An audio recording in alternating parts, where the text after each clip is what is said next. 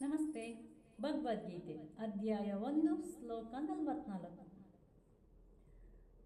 ಅಹೋ ಬತ ಮಹತ್ ಪಾಪಂ ಕರ್ತೃಂ ವ್ಯವಸ್ಥಿತ ವಯಂ ಯದ್ರಾಜ್ಯ ಸುಖಲೋಭೇನ ಹಂಸುಂ ಸ್ವಜನಮೂದ್ಯತಃ.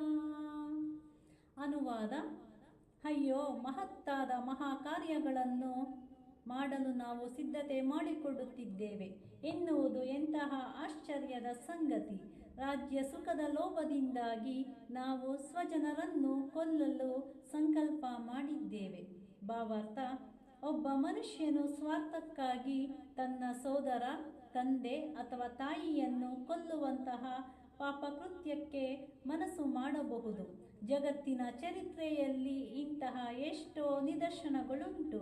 ಆದರೆ ಸಂತ ಸದೃಶ ಭಗವತ್ ಭಕ್ತನಾದ ಅರ್ಜುನನಿಗೆ ಸದಾ ನೈತಿಕ ತತ್ವಗಳ ಅರಿವುಂಟು. ಆದುದರಿಂದ ಅವನು ಇಂತಹ ಕೃತ್ಯಗಳಿಂದ ದೂರವಿರುವಂತೆ ಜಾಗೃತನಾಗಿರುತ್ತಾನೆ ಎಂಬ ಅರ್ಥವನ್ನು ನಾವು ಶ್ಲೋಕ 44ರಲ್ಲಿ ತಿಳಿಯಬಹುದು. ನಮಸ್ತೆ.